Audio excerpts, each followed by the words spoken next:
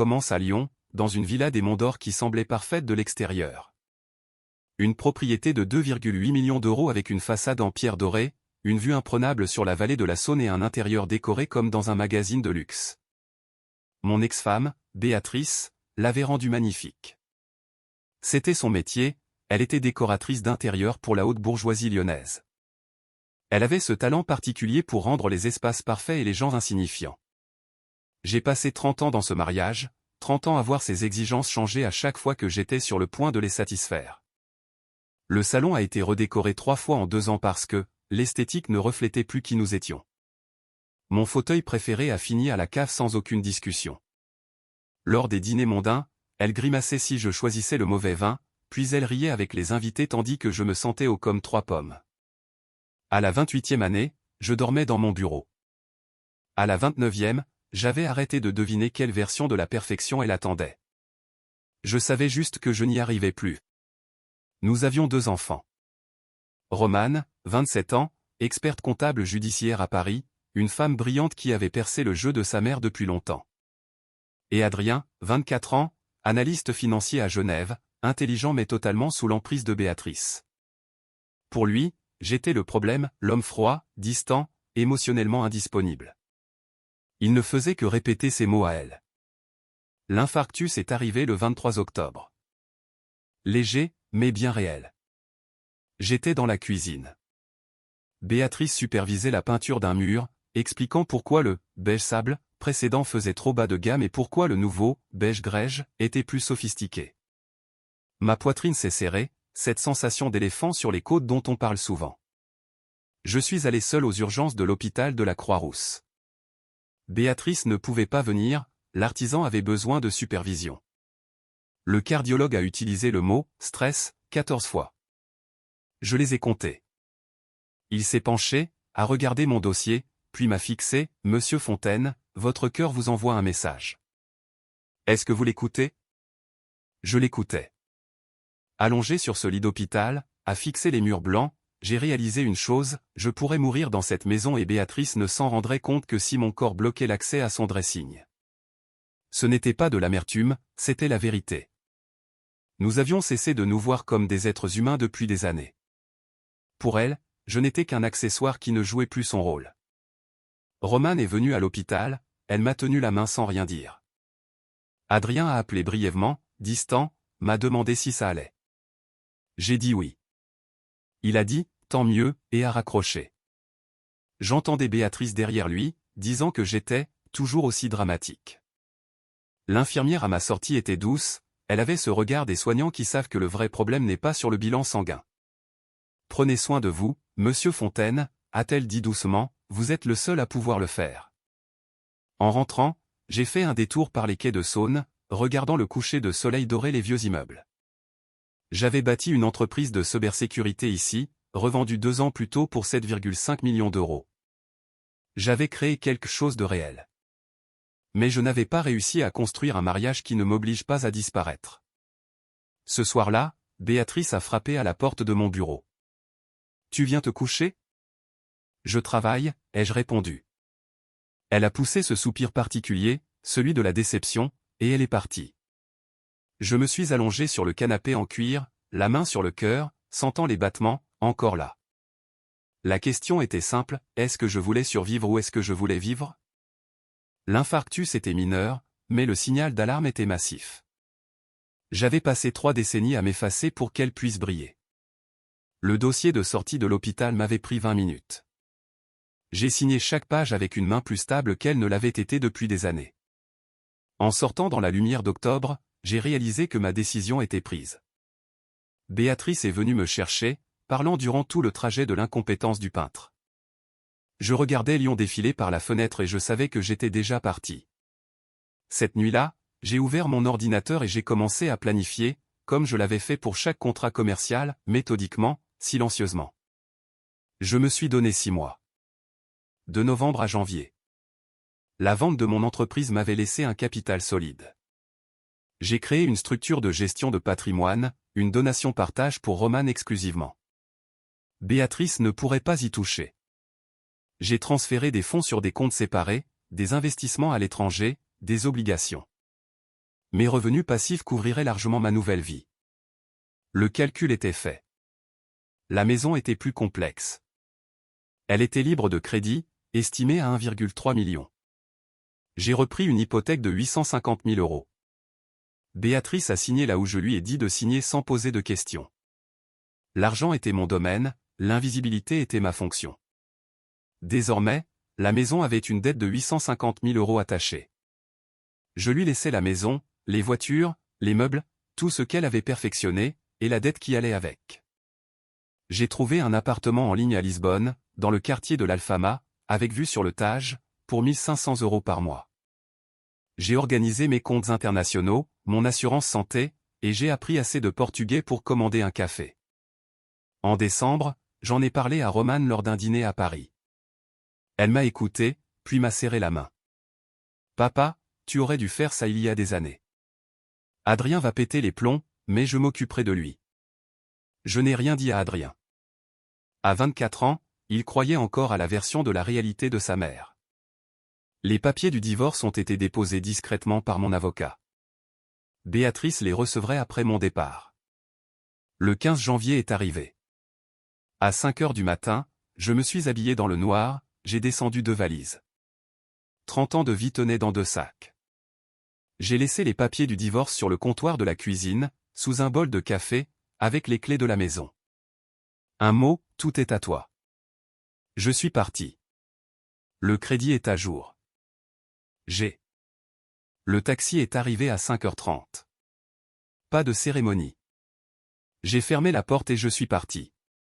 À l'aéroport Saint-Exupéry, j'ai appelé Romane. C'est fait. Bien. Envoie-moi un message quand tu te poses. Pendant le vol, au-dessus de l'Atlantique, je regardais le soleil lever. Ma poitrine ne me faisait plus mal. Je ne portais plus le poids de 30 ans.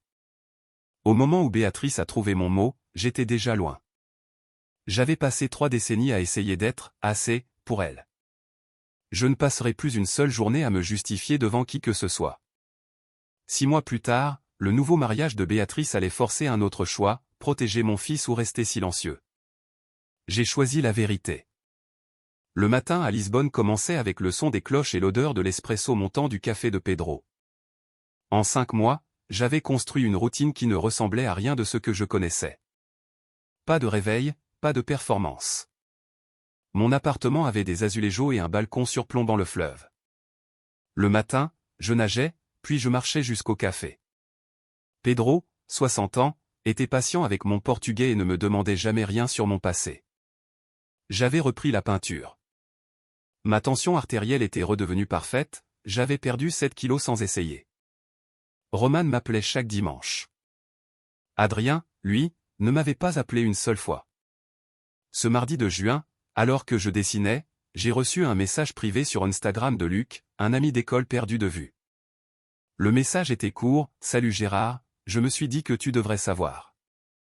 Béatrice se remarie le mois prochain. » Un type nommé Pierre-Antoine Valois, propriétaire de plusieurs restaurants branchés à Lyon et Annecy. Grand mariage dans un domaine viticole en Provence. Je pensais que tu aimerais être au courant. J'ai lu le message 2 fois. Je n'ai ressenti qu'une simple curiosité. J'ai tapé « Merci de l'info. Tout va bien pour moi. » Puis j'ai cherché ce Pierre-Antoine. Son profil était public, 300 000 abonnés, des photos de voitures de luxe, des costumes sur mesure, Béatrice à son bras lors de galas de charité. L'annonce des fiançailles était partout. Mon cerveau d'entrepreneur s'est mis en marche par réflexe. 3 restaurants en 18 mois? C'est une expansion agressive qui nécessite un capital énorme ou un endettement massif. J'ai consulté les registres du commerce français. Les chiffres d'affaires annoncés semblaient solides, mais les nantissements racontaient une autre histoire. Des lignes de crédit au maximum dans 2 banques, des retards de paiement chez les fournisseurs de vin, des saisies conservatoires demandées par des distributeurs alimentaires. Pierre-Antoine et son empire n'étaient qu'une façade. Tout s'effondrait, et Béatrice allait s'y lier officiellement. Mais le pire, c'est qu'Adrien apparaissait sur toutes les photos de Pierre-Antoine, légendé, mon futur fils, ou mon bras droit. Mon fils était sur le point de cautionner publiquement un fraudeur. J'ai appris à voir ce qui manque dans un bilan, pas seulement ce qui y est écrit. Un certain Marc Lefebvre, ancien associé, avait déposé plainte contre Pierre-Antoine pour abus de biens sociaux et escroquerie. Pierre-Antoine utilisait l'argent des nouveaux investisseurs pour payer les dettes des anciens. Une pyramide de Ponzi classique à l'échelle locale. Roman m'a appelé, « Papa, j'ai enquêté sur ce Pierre-Antoine aussi. C'est pire que ce qu'on pensait. Il a floué une quinzaine d'investisseurs, surtout des amis et de la famille, pour près de 2 millions d'euros. Et Adrien est le témoin au mariage.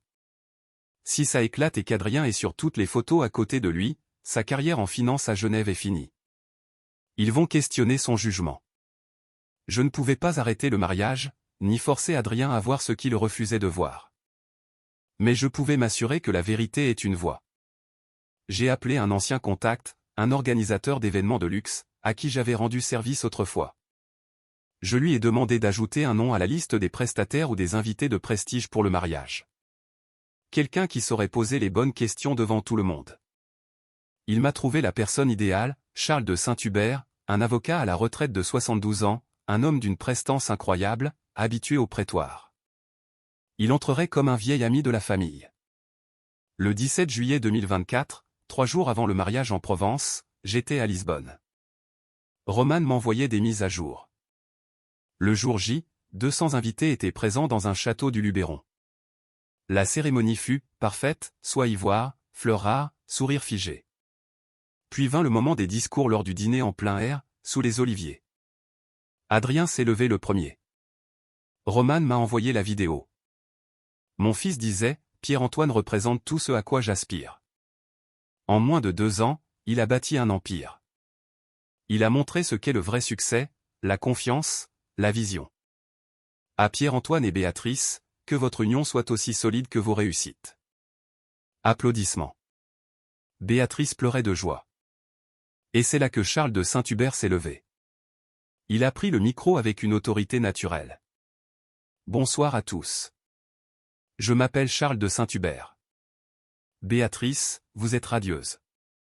Pierre-Antoine, votre expansion est impressionnante. 3 restaurants en 18 mois, c'est remarquable. Mais en tant qu'homme de loi, cela m'a rendu curieux. Comment ouvre-t-on 3 établissements si vite alors que les registres publics montrent que vos lignes de crédit sont au maximum et qu'un procès pour fraude de 2 millions d'euros est en cours? Le silence est devenu glacial. Les invités ont commencé à sortir leur téléphone. On oublie souvent de regarder les fondations, a-t-il continué d'une voix calme. On voit le luxe, les belles photos, mais on oublie que cette croissance cache souvent des arrangements créatifs avec l'argent des autres. Vos 15 investisseurs, vos amis, votre famille. Ce sont eux qui resteront quand la façade tombera. Je porte un toast à Béatrice et à Pierre-Antoine. Que votre avenir soit aussi solide que les fondations sur lesquelles vous l'avez bâti. Car la vérité finit toujours par remonter. Il a levé son verre. Le chaos a éclaté. Béatrice s'est figée, Pierre-Antoine est devenu livide, et les invités ont commencé à chercher frénétiquement sur Google. La vidéo du toast est devenue virale, 3 millions de vues en 24 heures. Le mariage s'est effondré en temps réel. 8 heures plus tard, Béatrice m'a appelé, hurlant, hors de contrôle, c'est toi. Tu as tout détruit. J'ai répondu calmement, Béatrice, je suis sur un balcon à Lisbonne. Il est minuit passé. Peut-être que quelqu'un a enfin posé les questions que tu aurais dû poser avant de l'épouser. Elle a raccroché dans un cri de rage. Le lendemain, l'empire de Pierre-Antoine s'écroulait officiellement, compte gelé, enquête de la gendarmerie pour escroquerie, démission massive du personnel. Adrien m'a appelé 2 jours plus tard. Sa voix tremblait. Papa. Tout était vrai. Tout ce que l'homme a dit. Mon cabinet à Genève m'a mis à pied le temps de vérifier si j'étais complice. J'ai été idiot. Tu avais essayé de me prévenir et je t'ai insulté. Je suis désolé. On a parlé pendant 1 heure. Il a pleuré. Je lui ai dit que ma porte était toujours ouverte. 18 mois ont passé. Pierre-Antoine est en prison, condamné pour fraude et blanchiment. Béatrice a perdu la maison de Lyon à cause de l'hypothèque et des procès des investisseurs qui l'ont poursuivi pour complicité. Elle vit maintenant chez ses parents et travaille dans la vente. Adrien a fini par se reconstruire. Il a compris que la perfection n'était qu'un piège. Il est venu me voir à Lisbonne, et nous avons enfin une vraie relation. Quant à moi, je suis en paix. Ma santé est parfaite, je peins, et je vis enfin pour moi-même. La justice n'est pas une vengeance. C'est simplement la vérité que l'on finit par laisser parler.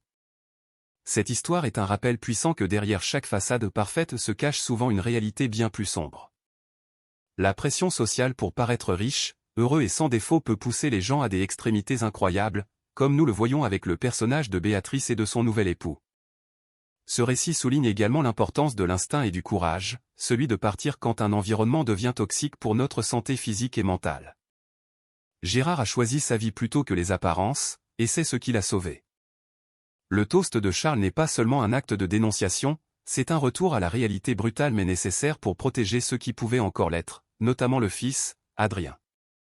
La fin montre que la véritable richesse ne réside pas dans les villas à plusieurs millions, mais dans la tranquillité d'esprit et la sincérité des relations humaines. Que pensez-vous de la réaction de Gérard? A-t-il eu raison de laisser la vérité éclater de cette manière? Et vous, qu'auriez-vous fait à la place de Gérard? Auriez-vous laissé votre ex-femme se marier avec un escroc sans rien dire pour protéger votre propre paix, ou auriez-vous agi pour protéger l'avenir de votre fils, même si cela signifiait provoquer un scandale public? Dites-le moi dans les commentaires.